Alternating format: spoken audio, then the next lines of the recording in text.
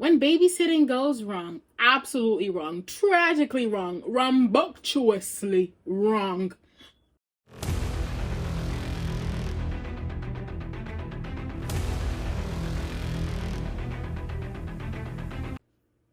Welcome back to the channel for another flipping banger. I don't know, maybe I should stop saying welcome back to the channel for another flipping banger.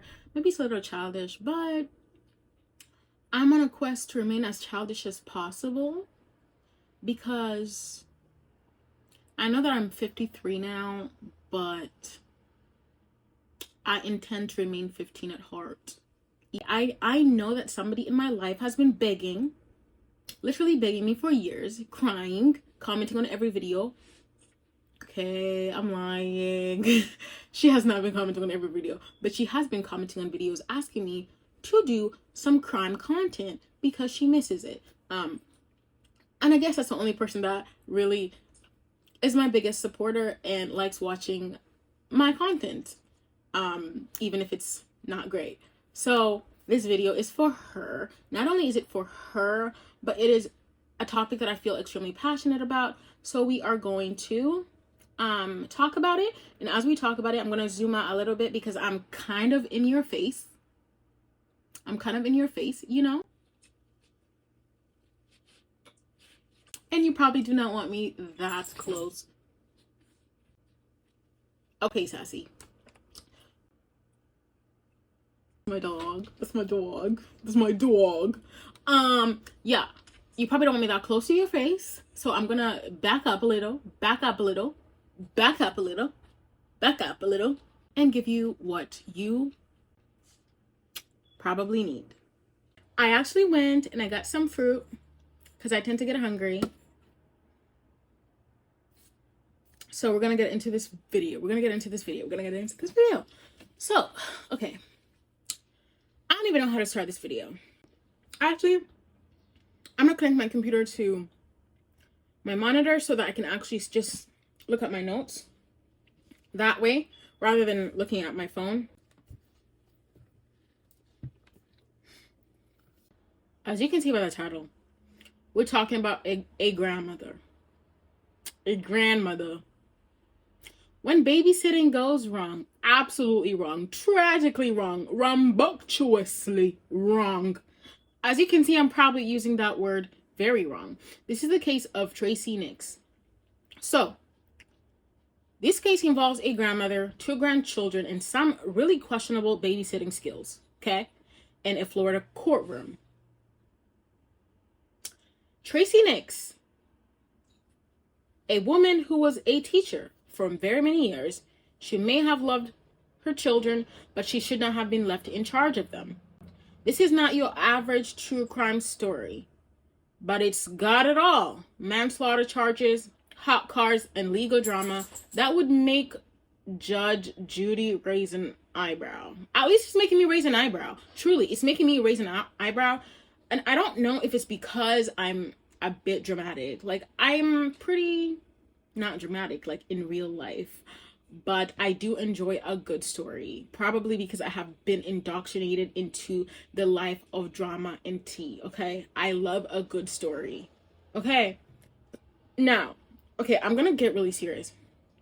Because the charges here are no joke. And that's why I want to talk about this, because I do want to shine some light on an issue here that is actually close to my heart.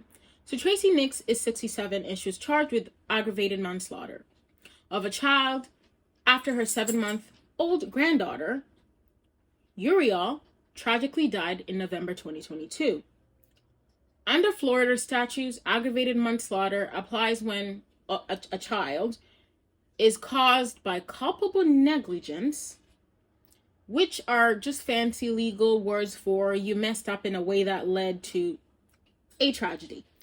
And this grandma messed up. Like, you don't accidentally leave your granddaughter in a hot car in Florida. I don't know. So here's what went down. First, let's rewind to December 2021. So Tracy's 16-month-old grandson, Ezra, was visiting her home. and she reportedly took a nap. And I'm going to say reportedly took a nap because I don't believe that. Okay? So, she's not the grandmother that clearly, would sit there and watch her kid, as we can see, because she's done it twice. Okay? She's the totally checked out kind, and this could be because maybe she hates her daughter. Okay, let me be absolutely serious. Let me be the serious law student and lawyer that I'm about to be. Okay? Because I'm getting a little too passionate, which is causing me to say things that are not very lawyerly. Okay? It's making me be a little dramatic, and I probably should not be dramatic because this is serious. Okay? But the truth is, she's giving checked out grandmother. She's giving hater of her daughter. She's giving I hate my grandchildren. Okay? Because how am I going to fall asleep while babysitting a 16-month-old? I was a 12-year-old child babysitting 6 kids at one time, and my brain never slept. Okay? At different times, I was babysitting 2 toddlers, and at no point in time did I take a nap. I never accidentally took a nap. So I cannot imagine a grandmother taking a nap. A grandmother who has experience being a teacher at that. Anyway, so apparently, Ezra, her grandson, wandered off and drowned in a nearby pond. Think about it, okay? In a house, okay? He wandered off in some way, the backyard, front door, who knows, okay? And he wandered off, okay? He found Nemo, but it was not in a good way, okay? So, let's just put this out there. I'm gonna have a lot of dark humor in here, and it's not that I mean to be funny or that I don't take it seriously. I actually take it so very seriously that I'm making it sound funny. Let's go. I don't even know where my notes are at this point. Okay. Now that's what happened to her grandson, okay? And of course, the court just let it go. It was a simple issue, and they let it go. They deemed it an accident. Poor grandma fell asleep,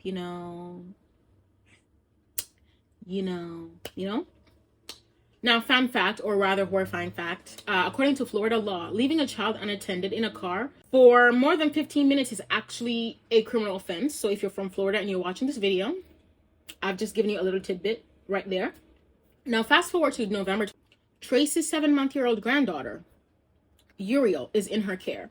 Now, this is where I pause. I make a really long pause, and I go, I side-eye her daughter, and I say, what possessed you?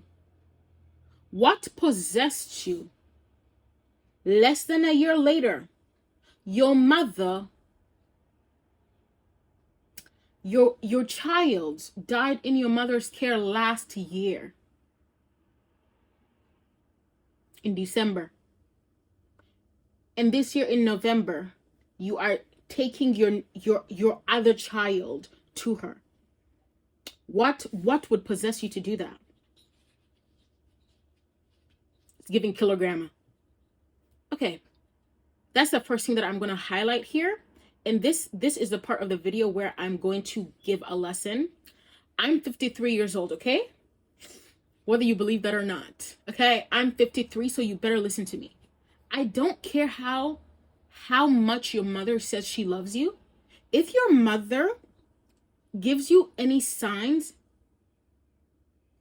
that she doesn't love you, or your child dies in your mother's care, do not take any more children to your mother, because another one will die under her care.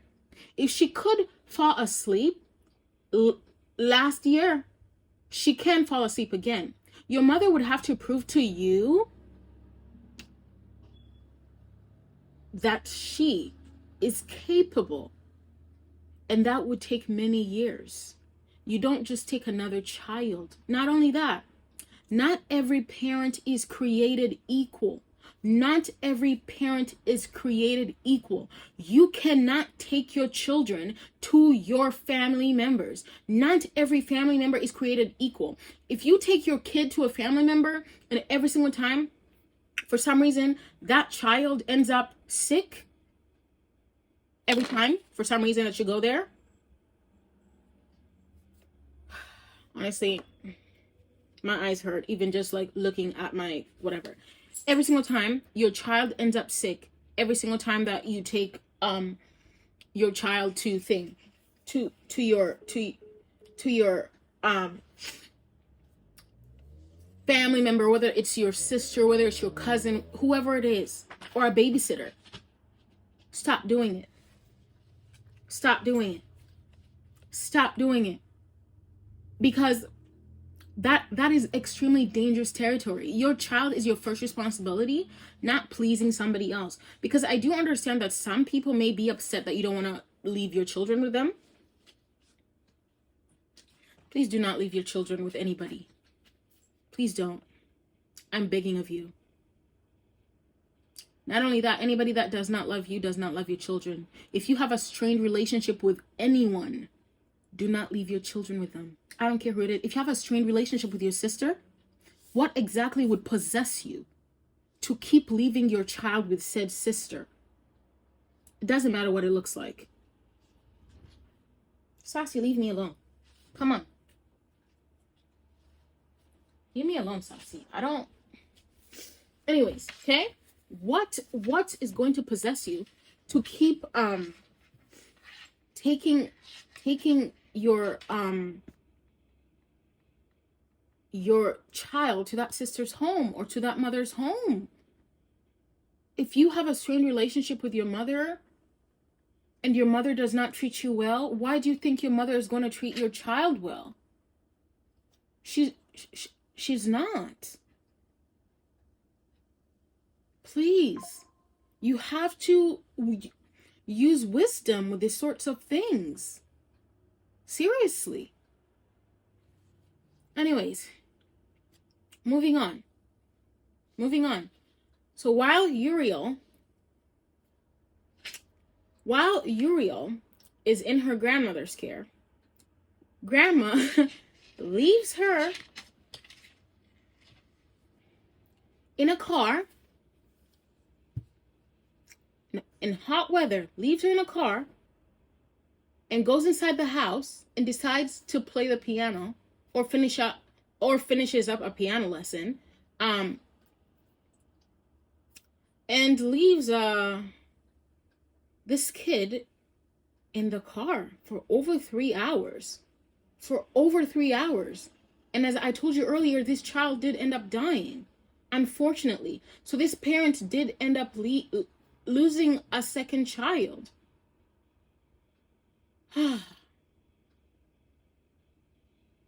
3 hours? Honestly, 3 hours? That's not babysitting, that's slow cooking. And that was not a crock-pot situation. That definitely was a tragedy. So now, after Uriel's death, Tracy was charged this time with aggravated manslaughter. The prosecution argued that she was criminally negligent because her actions or lack thereof showed reckless disregard for the safety of the child. Honestly, just even thinking about this, like, what was she thinking? Like, this has actually happened in Toronto where, like, a parent has done something like this. But, like, twice? Somebody does not do something like this twice by accident. Anyways, Tracy's lawyers argue again that it was a terrible accident. Not a crime. They said, oh, look, she's not a criminal. She's just bad at multitasking. But the prosecution wasn't having it. They came in swinging. As they should, with a heavy dose of Florida law, pointing out that accident doesn't cut it when you're dealing with heat stroke and a baby left in a car. That is basically a mobile oven. Okay? Now, to prove aggravated manslaughter under Florida law, the state has to show a few things.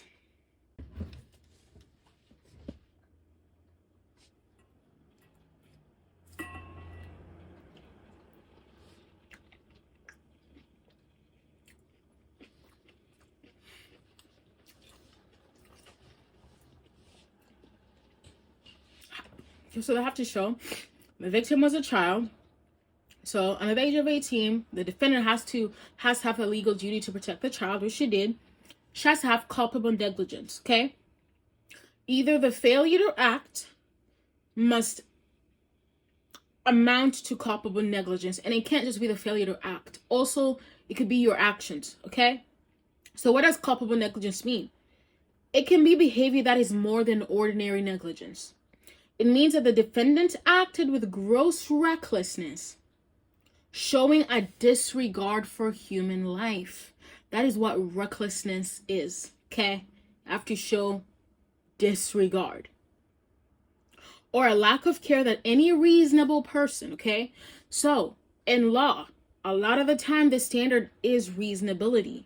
It is always a reasonable person standard. Now, when you look at this case, clearly a reasonable person is not going to leave a child, 7-month-old, in the back of a seat in a hot car in Florida. Yeah, you got it. Okay, now let's move on. Now, the trial, as you can imagine, probably tense. Now, one of the things that I actually do not like about this case, they did not let the jury know about her previous, the previous death of the son. And I think that is extremely unfair. That is not right. And that's not something that they should be doing. But the prosecution actually played the 911 call that Tracy made after realizing what had happened. And let me tell you, it was gut-wrenching. That's not something that I intend to play. Okay? But here's where things can get complicated. Tracy's defense leaned hard on the idea that she didn't mean for this to happen. That's obviously not a defense. Ignorance is not a defense. The fact that lack of intent isn't always a defense, really. The fact that you did not mean to kill somebody is not a defense to anything. What matters is that you killed them. The only thing that intent really does is, in order for there to be a crime, like, you need mens rea, right? But, like, it doesn't mean that you didn't do it. Like, do you get what I mean? Yeah. Anyways, they portrayed her as a grandma who loved her grandkids but had a tragic lapse in judgment. And my thing is, can you have a tragic lapse in judgment twice? Once you fell asleep, especially since they look like accidents both times. It's giving killer grandmother. Allegedly. It's giving killer grandma. For me, honestly, lapse in judgment and that being a defense, even for her lawyers using that as a defense, is giving get another lawyer, because for that to be the defense is giving you're not great lawyers. You're not great lawyers if you're going to use lapse in judgment as a defense. No. Because lack or lapse in judgment feels like a huge understatement to me. Like, don't you think? Now let's talk about the jury. I'm guessing there's probably a few grandparents in there.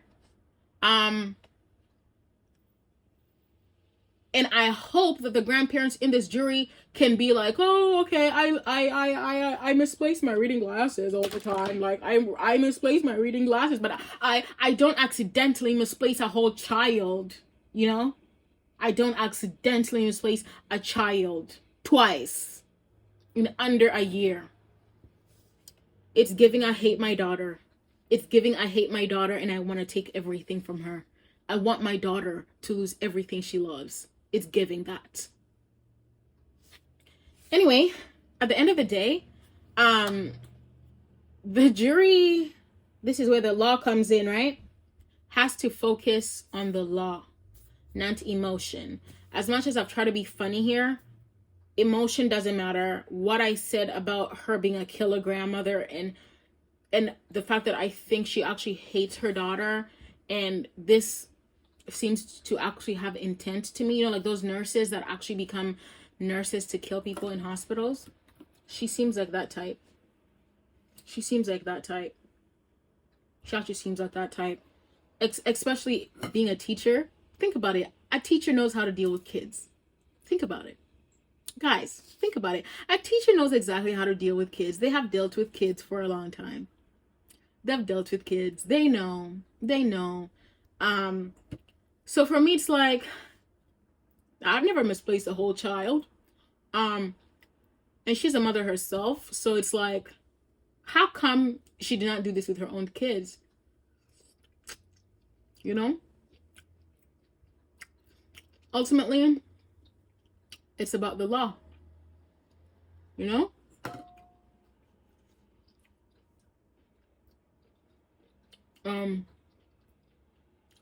I would honestly like to know how this pans out. She could probably face like up to 5 years in prison. I feel like she needs to go to prison for life. She's a killer. She's a cold-blooded killer. That's how I feel about her. Like, even just looking at her, I'll find a picture of her. By this point, I probably put a picture of her. I just feel like she's a cold-blooded killer. She looks like a cold-blooded killer. She looks like a cold-blooded killer. So the sentencing will probably be the next chapter in this courtroom drama. I will try to follow the case. I'm probably going to forget about it. But like, she's a cold-blooded killer.